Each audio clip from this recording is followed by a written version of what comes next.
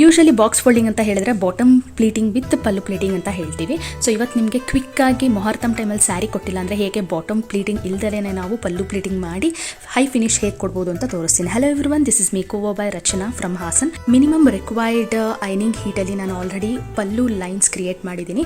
ಇದೇ ಥರ ಈಸಿಯಾಗಿ ನಿಮಗೆ ಪಲ್ಲು ಲೈನ್ಸ್ ಹೇಗೆ ನಾವು ಕ್ರಿಯೇಟ್ ಮಾಡ್ಬೋದು ಅಂತ ಹೇಳಿ ಗೊತ್ತಾಗಬೇಕು ಅಂತಂದರೆ ಕಮೆಂಟಲ್ಲಿ ಪಲ್ಲು ಪ್ಲೀಟ್ಸ್ ಅಂತ ಕೊಡಿ. ಈ ಒಂದು ಪಲ್ಲು ಪ್ಲೀಟ್ಸ್ ಬಂದು 9 ಸ್ಟೆಪ್ಸ್ ಪಲ್ಲು ಪ್ಲೀಟ್ಸ್ ಆಗಿರುತ್ತೆ. ವಿತಿನ್ 5 to 6 ಮಿನಿಟ್ಸಲ್ಲಿ ಕ್ವಿಕ್ಕಾಗಿ ರೆಡಿ ಆಗೋವಂಥ without any free hand easy steps ಇದು.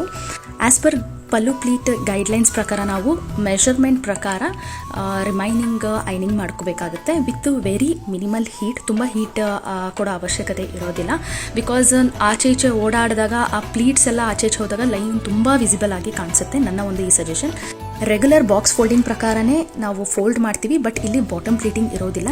ಇದು ಏನಕ್ಕೆ ಬಾಟಮ್ ಪ್ಲೀಟಿಂಗ್ ಇಲ್ಲ ಅಂತಂದರೆ ಕ್ವಿಕ್ಕಲ್ಲಿ ಮೊಹರ್ತಮ್ ಟೈಮಲ್ಲಿ ನಮಗೆ ಸ್ಯಾರಿ ಸಿಕ್ಕಿಲ್ಲ ಅಂದರೆ this is the best option. ನೀವು ಬಾಕ್ಸ್ ಫೋಲ್ಡಿಂಗ್ ಮಾಡಬೇಕು ಅಂತಲೂ ಇಲ್ಲ, ಬಟ್ ಈಸಿಯಾಗಿ ರೆಡಿ ಆಗೋವಂಥ ಒಂದು ಕ್ವಿಕ್ ಹ್ಯಾಕ್ ಇದು.